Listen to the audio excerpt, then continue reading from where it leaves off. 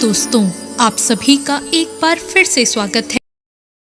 आज सुनते हैं बुधवार की व्रत कथा। समतापुर नगर में मधुसूदन नाम का एक व्यक्ति रहता था। वो बहुत ही धनवान था।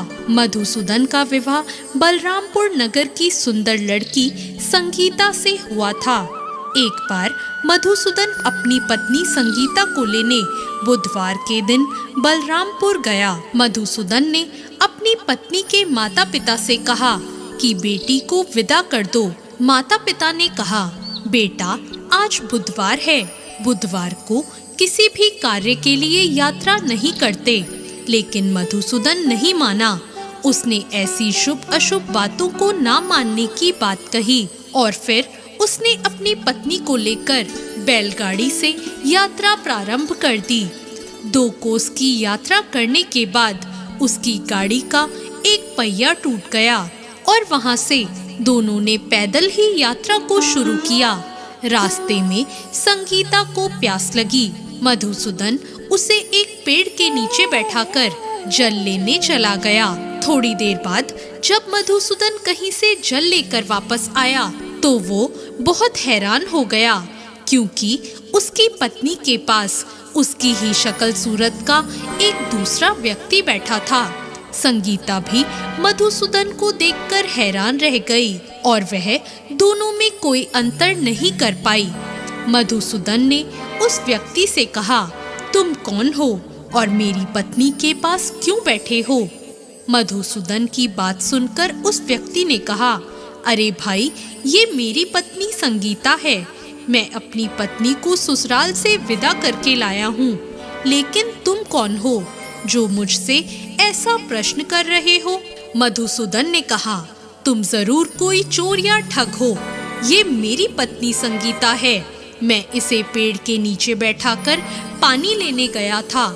इस पर उस व्यक्ति ने कहा, अरे भाई, तुम झूठ क्यों बोल रहे हो? संगीता को प्यास लगने पर जल लेने तो मैं गया था।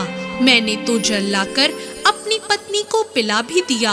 अब तुम चुपचाप यहाँ से चलते बनो, नहीं तो किसी सिपाही को बुलाकर तुम्हें पकड़वा दूंगा। दोनों एक दूसरे से लड़ने लगे। उन्हें लड़ता देखकर बहुत से लोग वहाँ इकट्ठे हो गए। नगर के कुछ सिपाही भी वहाँ आ गए। सिपाही उन दोनों को पकड़कर राजा के पास ले गए और उनकी सारी कहानी सुनकर राजा भी कोई निर्णय नहीं कर पाया। संगीता भी उन दोनों में से अपने वास्तविक पति को नहीं पहचान रही थी। राजा ने दोनों को कारागार में डाल देने के लिए कहा। राजा के फैसले पर असली मधुसूदन भयभीत हो उठा। तभी आकाशवाणी हुई, मधुसूदन, तूने संगीता के माता पिता की बात नहीं मानी और बुधवार के दिन अपनी पत्नी को अपने ससुराल से लेकर घर की ओर प्रस्थान किया। यह सब भगवान बुद्ध देव का प्रकोप है। मधुसूदन ने भगवान बुद्ध देव से प्रार्थना की कि हे भगवान, मुझे क्षमा कर दीजिए। मुझसे बहुत बड़ी गलती हुई है। भविष्य में मैं कभी ऐसा नहीं करूँगा।